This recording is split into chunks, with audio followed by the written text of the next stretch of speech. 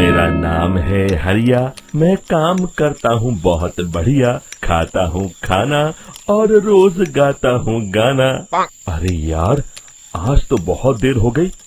इस खतरनाक जंगल को देखकर तो मेरे हाथ पैर ठंडे हो गए हैं।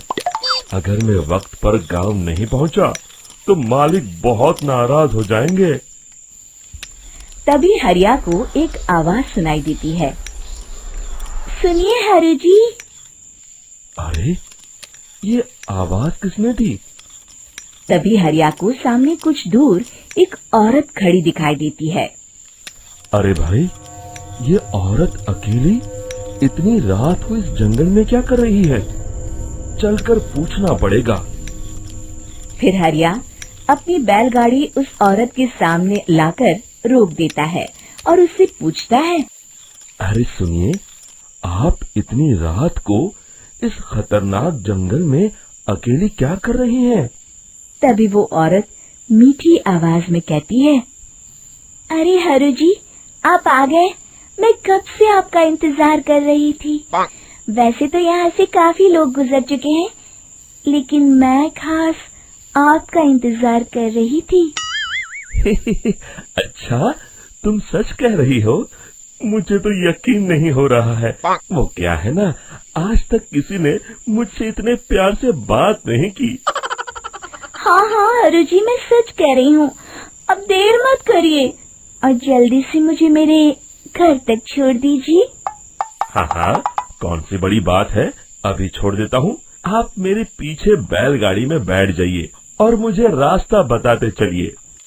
फिर वो औरत हरिया की बैलगाड़ी में बैठ जाती है और हरिया बैलगाड़ी हाँकता हुआ आगे चल पड़ता है।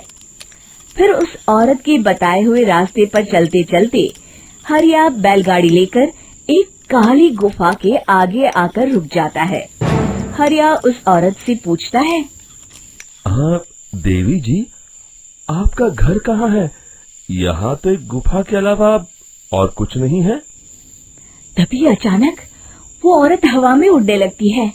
देखते ही देखते उसका सुंदर रूप एक डरावनी चुड़ैल में बदल जाता है और वो जोर जोर से हंसती है।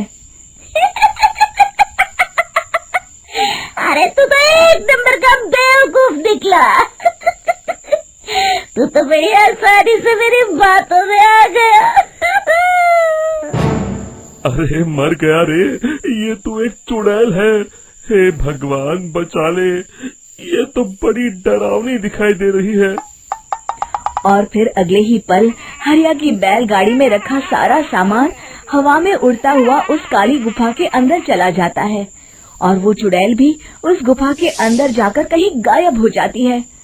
हरिया ये नजारा देख बुरी तरह घबरा और परेशान हो जाता है। अरे, ये चुड़ैल तो मेरा सारा सामान लेकर गुफा में गायब हो गई। अब क्या होगा? अगर मैं गांव खाली हाथ गया तो मालिक मेरी अच्छी खबर लेंगे। मेरी इस बात का कोई यकीन भी नहीं करेगा। फिर आखिर वही हुआ। हरिया के मालिक चंपक सेठ को हरिया की किसी भी बात पर रत्ती भर भी यकीन नहीं हुआ।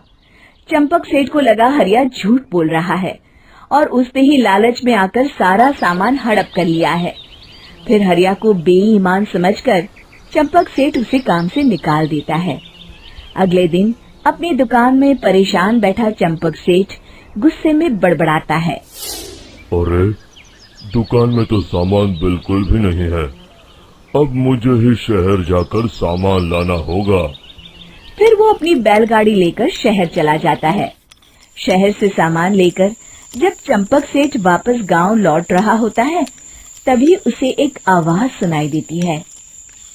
चंपक जी, ओ चंपक जी। अरे, ये तो कोई मेरा नाम लेकर मुझे पुकार रहा है। फिर उस रास्ते में वही औरत खड़ी दिखाई देती है। फिर क्या था, हरिया की तरह चंपक सेठ भी उस औरत के पास अपनी बैलगाड़ी लेकर जाता है और वो भी उसकी चिकनी चुपड़ी बातों के मुंह जाल में फंस जाता है। फिर चुड़ैल उसे भी अपनी गुफा तक ले जाती है और उसका सारा सामान लेकर गुफा में गायब हो जाती है। बेचारा चंपक सेठ लाचार होकर खाली हाथ गांव लौट आता है। फिर ये उस जंगल में रोज की बात हो जाती है। जो कोई भी शहर से कुछ लेकर गांव की तरफ लौटता, वो चुड़ैल उसे बेवकूफ बनाकर उसका सारा सामान लेकर गुफा में गायब हो जाती। एक दिन हरिया एक लकड़हारे को उसी जंगल की तरफ जाते हुए देखता है। फिर हरिया उसे रोकते हुए कहता है, अरे भाई, क्यों अपनी मौत को दावत दे रहे हो? मेरी बात मानो, आगे जंगल में मत जाओ, वहाँ एक बड़ी भयानक चुड़ैल रहती है।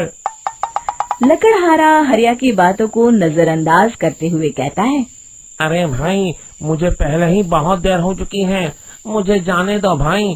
शाम तक लकड़ियाँ काट कर शहर के बाजार में बेचना है।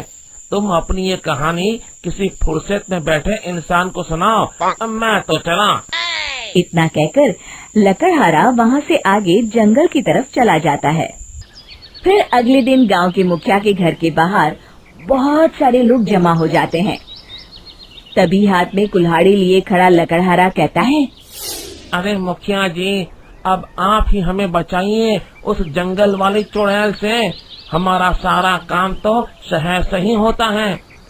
अरे मुखिया जी, उस चुड़ैल की वजह से तो मैं पूरी तरह बर्बाद हो गया हूँ। हम सबको मिलकर उस चुड़ैल का कोई इलाज करना पड़ेगा। तभी भीड़ में खड़ा वीरा कहता है, आप लोग चिंता मत करिए, कल से वो चुड़ैल किसी को नहीं लूट पाएगी। मेरे पास एक बहुत अच्छी तरकीब है। तभी चंपक सेठ उसका मजाक उड़ाते हुए कहता है, अरे तेरा नाम वीरा है तो क्या हुआ? तूने अभी उस चुड़ैल को देखा नहीं है? जाकर अपना काम कर, बड़ा आया। तब मुखिया जी कहते हैं,